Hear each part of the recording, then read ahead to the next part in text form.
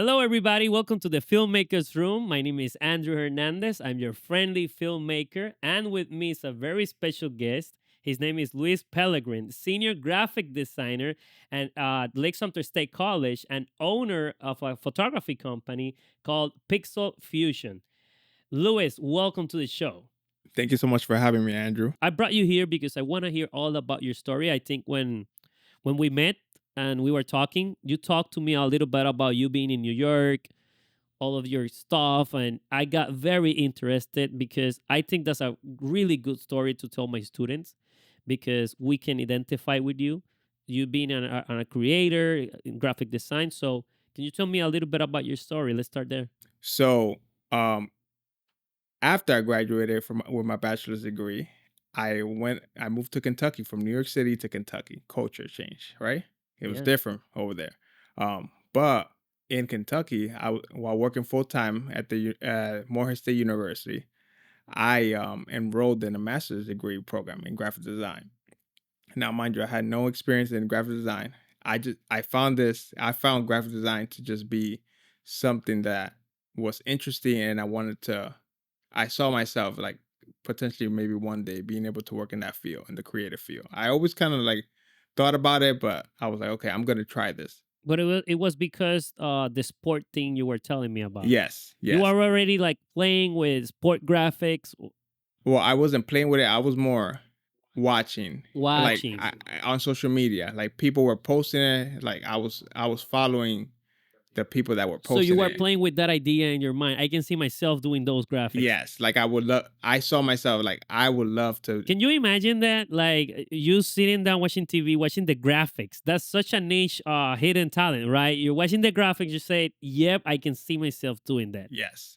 So the people that I was following, they were always putting tutorials on how to do stuff, and they were doing those things mostly on Photoshop and sometimes taking it into After Effects to add some motion to it. Wait, now I'm curious. There's people on YouTube. There's people doing everything on YouTube, right? There's people on YouTube giving tutorials on how to do sport graphics. Yes. Yes. Wow. There's a particular one you still see? There's one I forgot his name, but he's pretty much famous. He does a lot of the NBA graphics. Wait, there's people famous with this. Yeah. Come on. Oh yeah, and they're really good.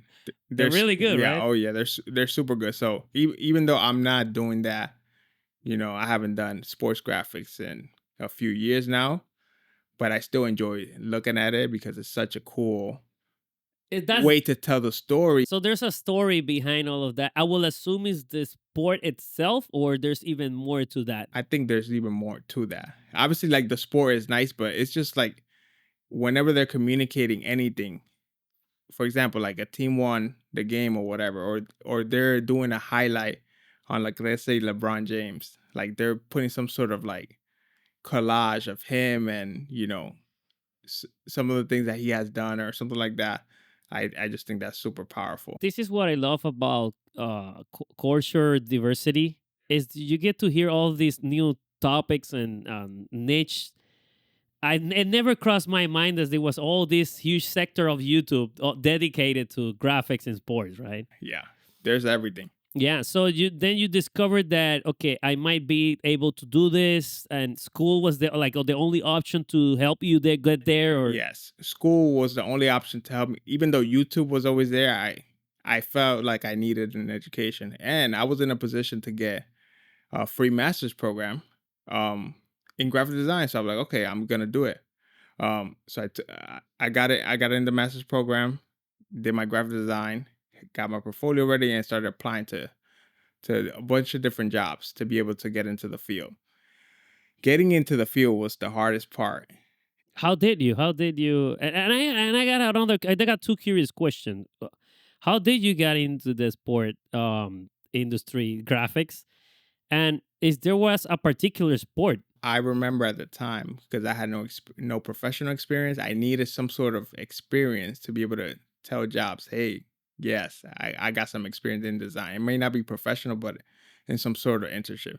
So where I worked at Morehead State University, I knew a football coach, who me and him were buddy buddy. So I would ask him, hey, can I do some sort of graphics for the football team.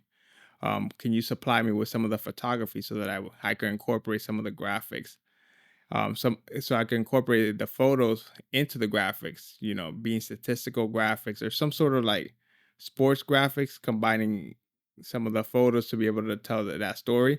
And that's kind of how I got my foot in the door in sports design, even though I never pursued it after that, because I was trying to get into my biggest thing was trying to get a job in the creative field, and that was super hard and challenging. Yeah, and this is very important for my students because I always tell people if I could put my timeline, and now I'm seeing it with yours. When you put a creator's timeline, it's not like like a normal graphic. It's more like a spider web, and you have to be very willing to take those risks and crazy changes because you're in a very competitive space industry now.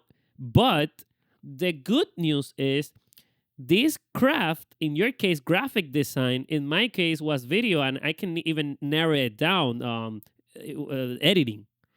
um it got you it got you a position in society. It made you something. It gave you a tool that was value enough to get you a decent job.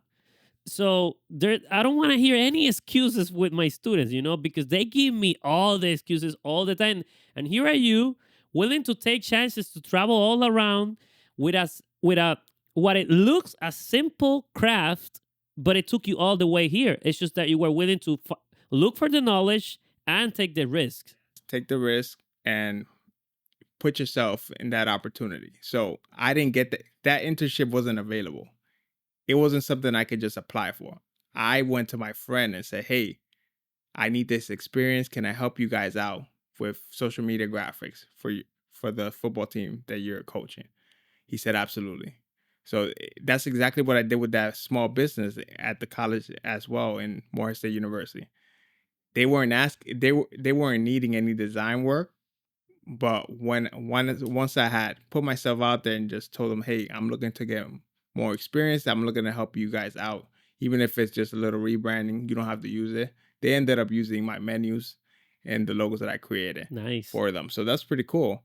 That's super cool. So it was something that I didn't think that they would do. I was like, "Hey, I'm gonna try this and see what happens." You see, this is so important because I see myself in you in a lot of ways, and many of my student stories or colleagues.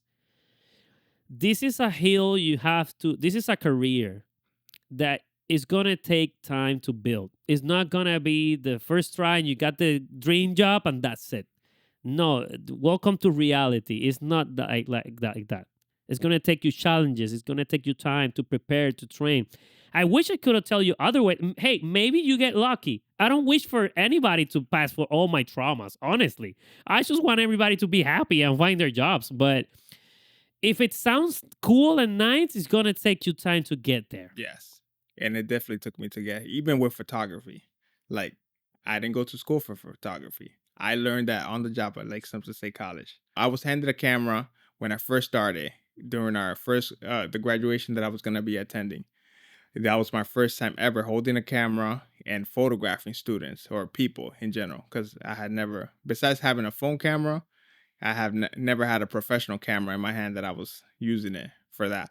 And that was kind of like the first introductory steps that I took into photography. Then an opportunity happened where I had to explore that option even more because I wanted to incorporate photography into my design work. I felt like if I had more of my own photos that I think that I needed for my design work, it will make my design even better. That's what all I was looking for. So you said, okay, here's this other tool. I know I haven't gone to school for this, but I can enhance my already craft. I will take the risk. That's beautiful. Yeah. I saw myself as I want to be able to add value in everything that I can. Exactly. And that's how you get paid. That's how you find jobs. That has not only that, that's also how you build industry.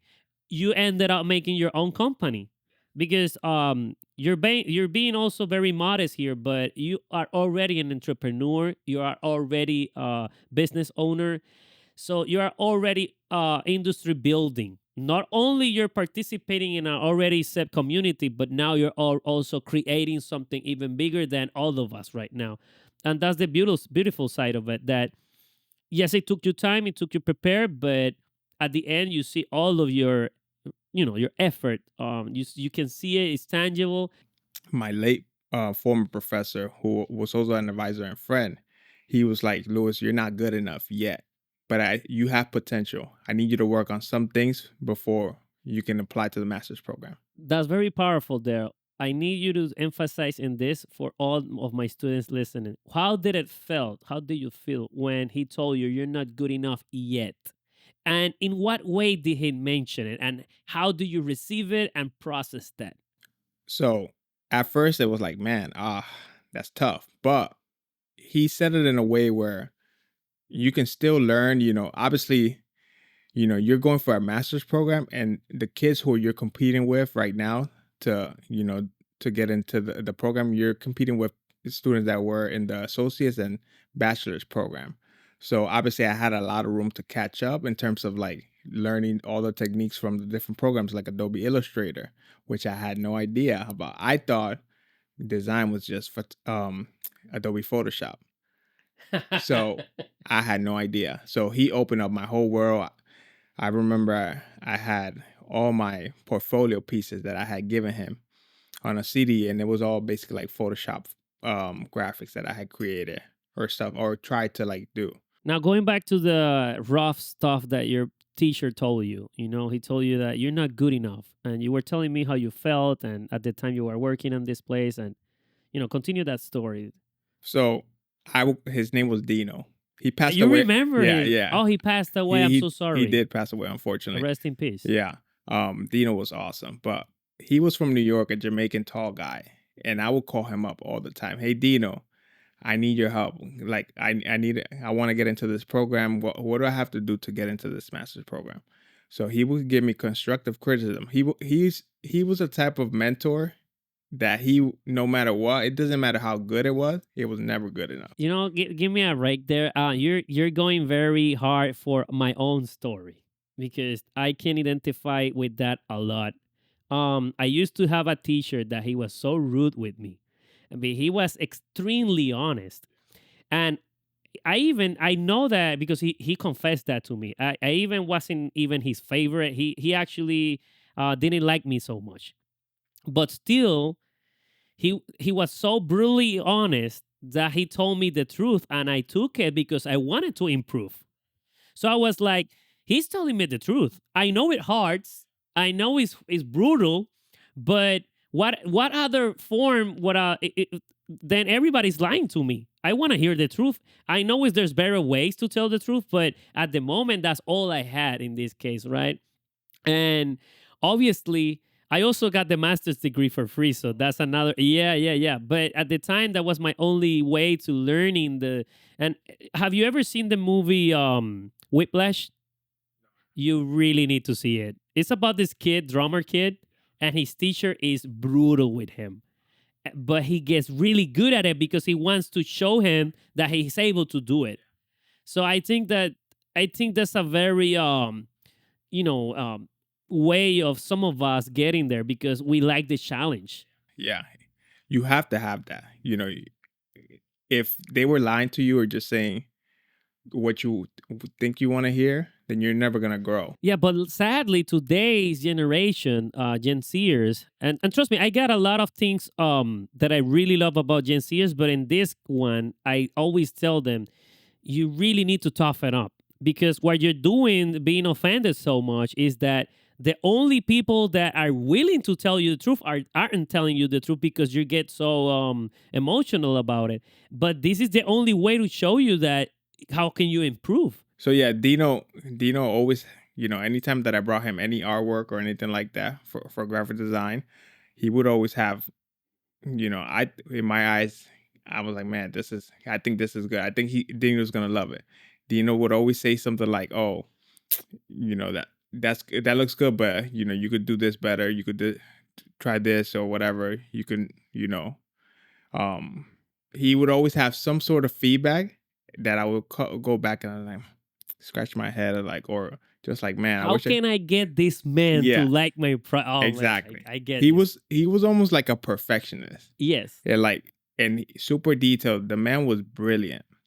Like, he taught me the best that he could. And I mean, I would call him. Doesn't matter if it was a weekend.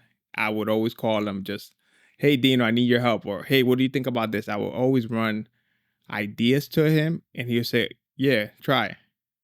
Yeah. So he was. I like that how he was always available. You know, even if he wasn't able to pick up the phone call, he would always give me a call back, and it felt like a true. Teacher, a master. Yeah.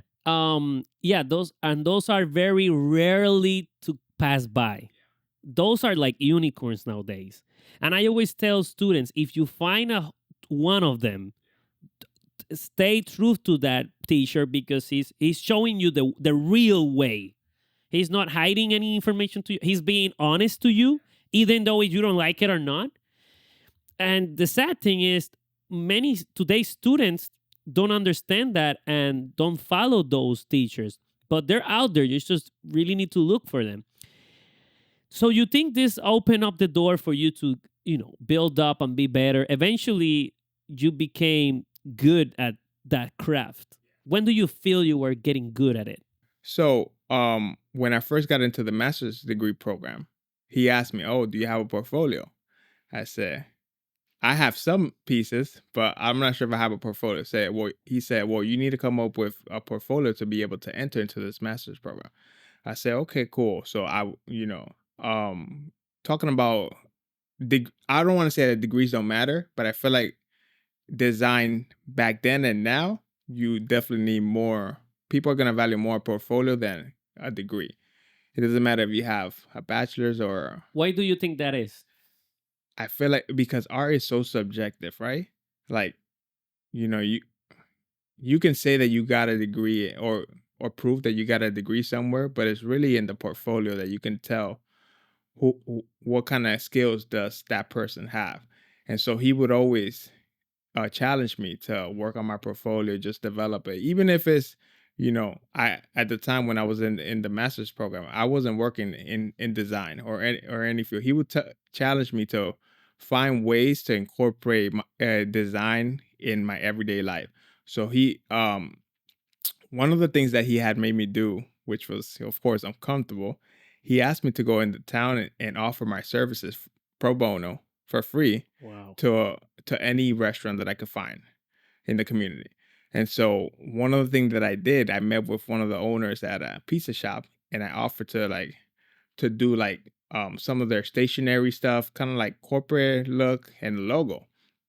Mind you, I still wasn't as comfortable, of course, but he wanted me to just get out there and just try and just be able to have something, a portfolio more than just what you have done in school, right? Because he felt like that was important for jobs. Yeah, I want to touch on two things there, because this is getting very interesting very fast. There's two things here. First, this guy sounds like he's the OG mentor. I'm getting emotional and I don't even know the guy. And it's because I know what you went through, right? Now, you mentioned this is important for us to talk about because we both have master's degree. And now there's some student looking at this and saying, well, I don't need to study, but here's the deal. At least we didn't have that mentor around. I couldn't find it anywhere. And even in college, it was hard for me to find, but I found that guy I told you, because teachers are there. And that's a place you can find, hopefully, some of these mentors. Maybe not all of them are going to be mentors. Some of them are just going to be there, to read you some chapters of the book and that's it. But one of them is going to be willing to actually push you even further. So if you've had no place else to go, and you don't know where to find the information, even in today's era, I had YouTube and I still couldn't like grasp where I was going to. Because the YouTube University, yeah, but still, that guy in that video is not beside me telling me the rough stuff to see my stuff and criticize me. He's not looking at my stuff. That's the difference from a mentor. Yeah, absolutely. You need that human connection. Yeah. And that was important. everywhere I went in college, because I went to 2 universities, I developed great relationships with my professors. I still there's one that I still she's like a mother figure to me. Wow. I call her every day, and I still call her Miss Smith because I have that respect for her. I can't call her by her first name. For me, it just feels weird, but she was kind of like the first mentor to just she saw something in me that I didn't see in myself, kind of like believed in you, kind of like when a supervisor sees more from you than where you are right now, but later, Yes. that's kind of like how these mentors have been in my life. Yes. And the other thing you mentioned, and I think I want to go there because I think I can see it a little bit. I can see that you're in the introvert spectrum. Do you consider yourself an introvert, right? That has to be one of the most challenging things to do, to go to that pizzeria and offer yourself, put yourself out there. But that was inspired by your teacher that challenged you to do that. And I'm saying this because I will say, for like every I have given courses by the years now, and I have done I believe I have already given courses to like 1,000 students. I don't know, but it has to be a lot of them, right? For every like 10 student, one of them is extroverted, the other ones are introverts. And I'm saying in the creative world, the creators are like both by default, not all of them, but the majority, I would say, are very introvert.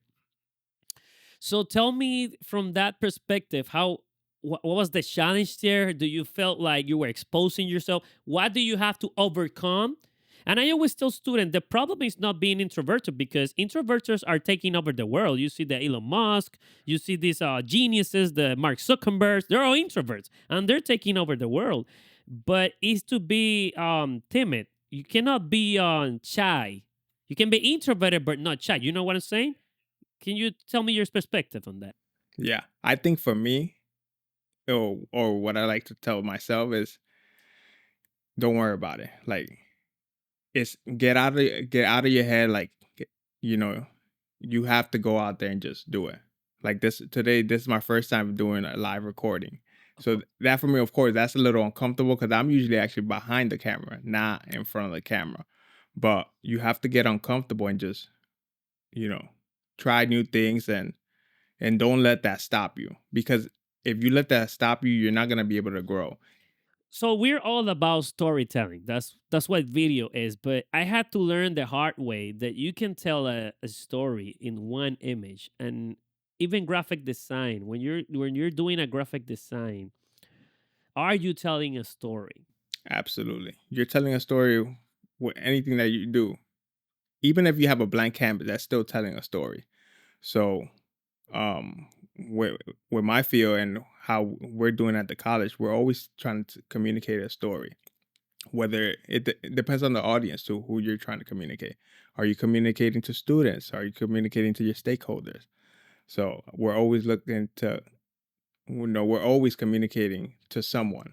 You just have to figure out who's your audience that you're communicating to. When we say telling a story, what are the main tools you use for telling a visual image? Um, like example, let's talk about lines, patterns, symbols, arrows, or is it something else? So for my design projects that I always work on, I like to incorporate some visual elements, whether it's some photos or some sort of icons, because I feel like images combined with your graphics tell a deeper story. And this is kind of how I got into photography in the first place, because I wanted to incorporate more photos, more of my photos that I capture or photos that I think I needed for my design projects into my design. Let's go there. Well, in that case, how can you tell stories with photography then? That's it also tells stories. So, you know, emotion tells a story. I'm always looking for some emotion, a smile, or uh just even through their eyes, you can tell a story. So, um anytime that I'm grabbing the camera, I'm looking for a way to for my viewers or for the people who I'm going to be sharing the photos with that they can feel the emotion. I know what you're trying to say. Like, for example, when you take a picture, there's nothing more powerful than the eyes. And there's like no way to explain that. That's like something spiritual. Like, how do you know that that human being is alive? Now, I'm gonna ask you a very now that you've talked you make this comparison between graphic design and photography because you did like a transition there. I remember when I was a master's degree student, I was taking like an art forum course. It was an open dialogue, and actually, the teacher brought up a really good discussion that put everybody to think. It was a little bit of a hardcore dialogue. I still remember I wrote about it even in my book. So I want to see your perspective because you are both a graphic designer. That means that you know how to draw, in this case, digitally, and also a photography that you capture the moment. In your point of view, as you as being an artist that do both skills, which one is more difficult for you? For me, design is more difficult. I feel like photography just comes so much natural for me, But which is that's a crazy because I didn't go to school for photography. oh, interesting. Yeah. Right now we're in a digital, as you mentioned, right? Right now AI is changing the game, and you've basically tried a little bit of everything. You have your own company, and I saw that you had pictures, photographies about fashion, sports, college, etc., models. Where do you think is the landscape right now in the present in Florida for photography, graphic design? I will say multimedia. You've been around in town a lot more than me, and we're here building a community. And I want to see from your perspective where is the digital arts landscape right now in Florida, at least here around in Central Florida. So I honestly think that it's open. It's it really depends on what your clients are asking you. I know for my clients, they're asking me for headshots, corporate headshots. They're asking me for family portraits, um, event photography, because obviously that's what I do a lot for the college. So they're asking about that. Um, so I feel like it really just depends on what you're trying to niche on.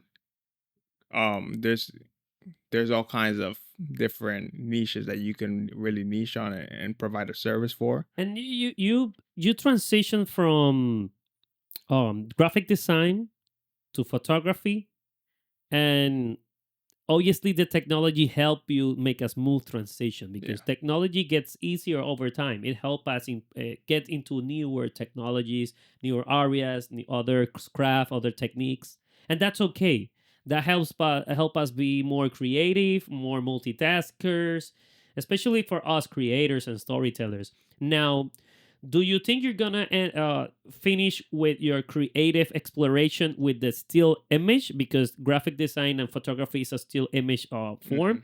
or do you see yourself also transitioning to other moving images like video or animation or something sort of like that?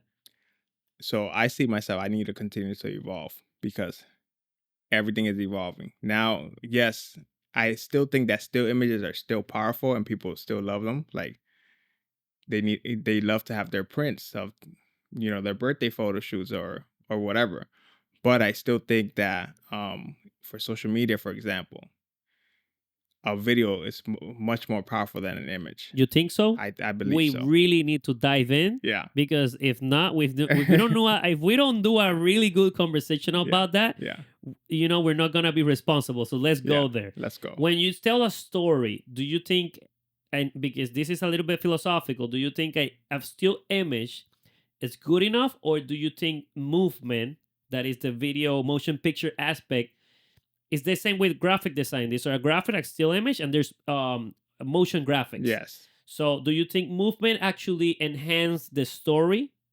Comparing an image to a video is always going to outperform the image 1,000 times, just because it's able to fit in more information where an image is just there and that's it, and that's fine. It could be the greatest image in the world, but having a video that you're telling the story, even if it's 10 seconds. This is gonna get us into trouble Yeah, as a photographers, both I of us. know. But yeah, I 10 know. seconds, 10 Well, seconds. having a 10-second video, and you can include so much information and be able to, if you're selling anything, you're gonna, you know, people are more likely to buy watching the video than as opposed to just looking at a photo of, like for example, for myself, like I put a lot of all my stuff that I do is a lot of photography. I do need to grow more and be able to do video, even if it's short reels promoting my photography work, behind the scenes or something like that. Something to be able to add some movement and curiosity. But yeah, Interesting. yeah. Interesting. I still feel like the photography is always, it's gonna be here. It's here to stay. But you need both. You need both. You need to be able to dabble between both. Yeah, that's a great way to see it. Definitely. I'm gonna be super biased. I have a sweet spot for video. It was always like that, but I had to torture myself to say, you know what? No, stop. You also need to learn how to do a really good still image, and that's why I actually took master's degree in photography.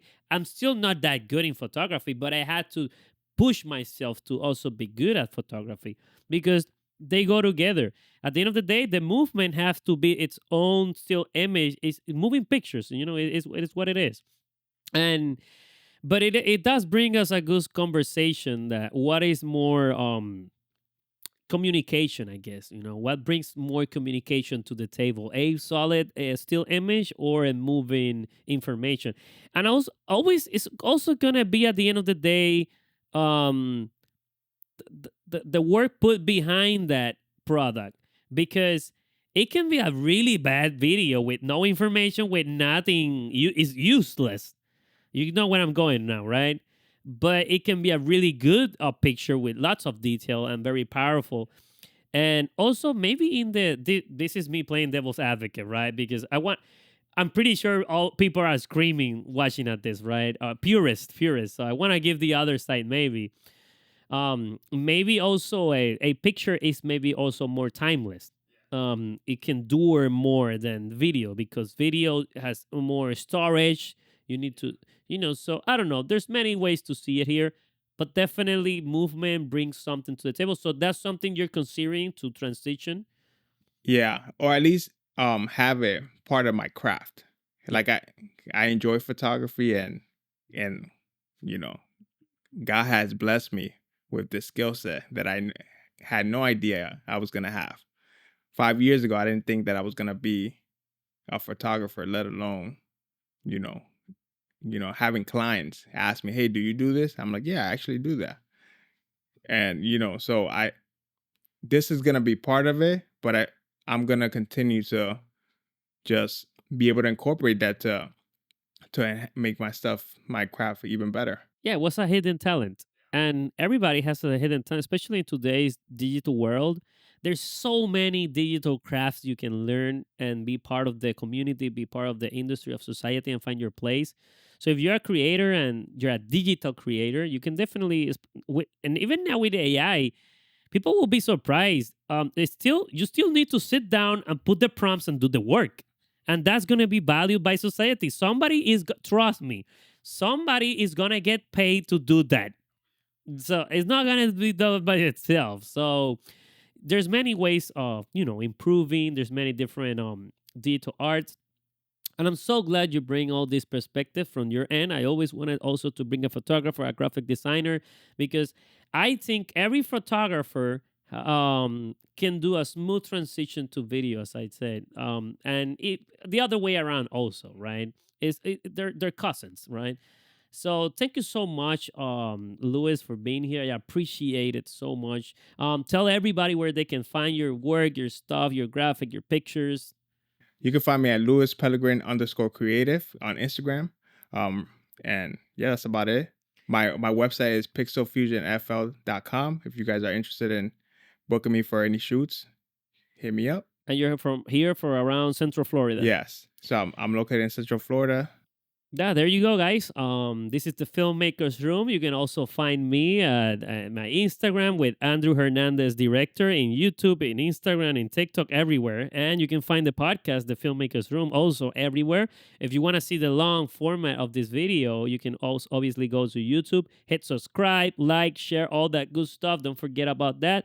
To continue bringing special guests. But Luis, you've definitely been a great conversation. I appreciate so much having you, your talent, all your skills, and all of that you have learned the students today. Thank you so much. So everybody, yeah, see you in the next one.